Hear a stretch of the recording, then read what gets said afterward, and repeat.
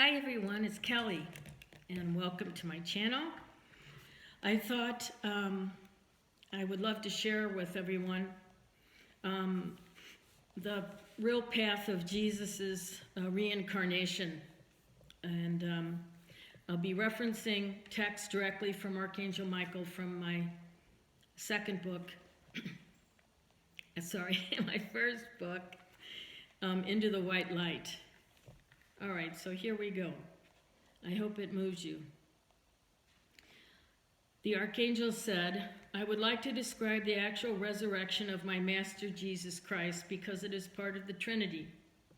For those non-Christians who may be hearing this word, the Trinity refers to my Father, His Son, and the Holy Ghost.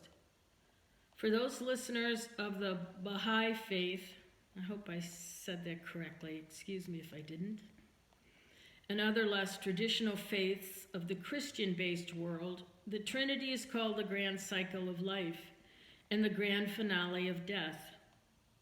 In all other religions, the Holy Trinity is barely recognized at all. Rather, the reincarnation element of supernatural power is exalted. If I examined every discernible religion in the world today, I would have 1,000 more examples to cite. As it is, I will say that my description of the Trinity to which I refer comes from my belief and the belief as it exists in my universe. Michael goes on to say, of course, there are many other universes which are tremendously vaster than ours, but we're not getting into that today, he said. The resurrection in the neo-Christian world-based theology is what I will describe. When my Master Jesus was condemned to the cross, he learned that he would be entering a kingdom greater than anything he knew on earth. An angel in a dream told him this. Up until then, Jesus did not know that he would be resurrected from the dead. He only learned this through a visit from the angel Gabriel. Gabriel and I are acquaintances in the kingdom. Gabriel appeared to Jesus on the night before his journey to Jerusalem. It was in Jerusalem or Palestine where Jesus was told that he would rise again in the glory of his Father. Stunned, Jesus replied to Gabriel, "But if I am to rise again in the glory of my Father, how is it that I will be able to serve him?" To which Gabriel replied, "Look over your shoulder, for in 3 days the birth of a baby will signify your deliverance. On the day that you cross over from this life, another boy child will be born, and his name will be Adam. Adam will release your fears. Adam will never know you, but you will learn of Adam. This is your sign of your Father's love." That night, when Jesus lay down to sleep, he thought about the message he had received. He covered himself in willow branches and a rough piece of cloth given to him by a shepherd, which the shepherd had slipped past the jailer. At this time in history, Jesus had already been condemned to death. How many souls, Michael asked, aware of such a fate, would thank the person that condemned them? Nevertheless, this is exactly what my Master did. He kissed his hand before being sent off to die. Think of this with all your power. Would you kiss the hand of your enemy in forgiveness? That night, Jesus never slept. He spent his last hours in prayer and meditation, planning for his resurrection. He was told that on the 3rd day of his death, another angel would come to him in the tomb. This time, Archangel Michael said, it would be me. I would visit him, not Gabriel. For this position, I was most eternally grateful to my Father. For you see, I have first-hand knowledge of the events of the resurrection, for I delivered the message. I will move to the 3rd day when my Master ascended to the kingdom. Explanation is necessary to help understand why it was that my Master returned to earth. It was not, I repeat, to prove his powers. His powers had already been proven. It was not to rejoice in living, for true rejoicing is done in this realm. It was done in order to show humanity that a life that is created can never be destroyed. Since God had selected Jesus to be perfect in creation, it was natural for him to use Jesus as the perfect example of a soul's reincarnation. After 3 days of joyous, trumpet-sounding news in my universe, Jesus made a covenant with his Father and asked his permission to return. He felt he had so much work to do on this side. He made a covenant with his Father. He asked his Father for permission to return to earth, but only for a short while. In exchange, his Father would allow Jesus to return once again in the future at a time of his choosing. The covenant was made. If I could describe my feelings as being the angel sent by God to deliver the message to Jesus, it would be to say I was uncompromisingly filled with peace and love. Once awakened, Jesus lifted his head, looked around into the darkness of night, and asked aloud, "Angel, if this is to be true, show yourself to me." And I appeared over his shoulder. The light from my energy force appeared and surrounded him. He rose. He was barefooted, naked, scarred, and bruised when he went to the rock that sealed his fate.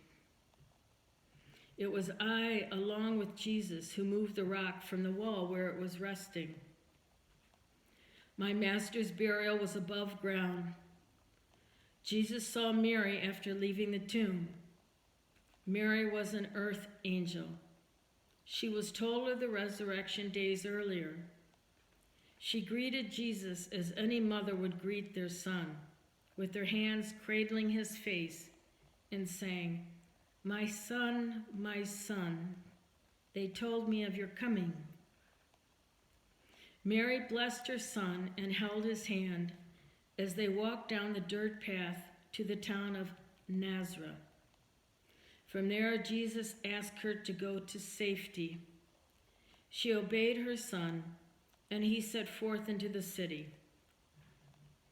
When Jesus came to the city, he rejoiced. He was not bitter. He was not ashamed.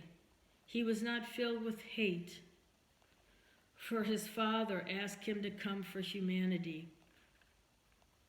The first woman on the outskirts of the city who recognized the face of Jesus ran to her dwelling to get him clothing. She ran after him carrying all that she could find, which was a long tattered robe. She handed it to Jesus and he blessed her. He continued his walk, and as he walked, he came across more and more of the same faces he had seen during his long march to the crucifixion. These faces were in his path by the hand of my master. Jesus blessed each one of them who had just 3 days earlier cast stones at him. This time, upon seeing Jesus, they bowed their heads and knelt. Jesus spent the remainder of this day walking, occasionally encountering people. Much of his walk was done in solitude, for this was his choosing.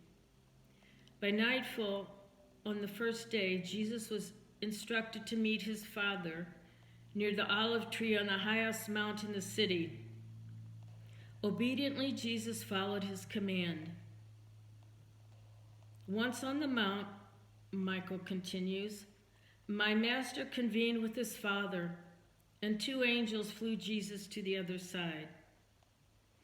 After Jesus ascended to join his Father, a band of angels greeted him. Thousands upon thousands of angels nursed his wounds. The wounds I'm speaking of are not of a bodily kind, but rather emotional wounds. You may think that Jesus was beyond healing, since he was a master healer. But he needed healing like every other soul that has visited the earth plane. He complained that his job on earth was not finished. He did this before a tribunal of angels, and we listened. We wrapped him in our arms. He continued his ascent for several days, although days are an earthly term. He says, I'm using it here to help you understand that there's no time in the dimension where I dwell. There is a point in the universe called the Northern Star. It is to this place that Jesus ascended. The North Star is a resting stop for master healers. Joan of Arc stopped here, so did Joseph, so did Moses, so have many other healers since the creation. Jesus dwelled in this healing spot for several more days before joining his Father in the kingdom we all inhabit.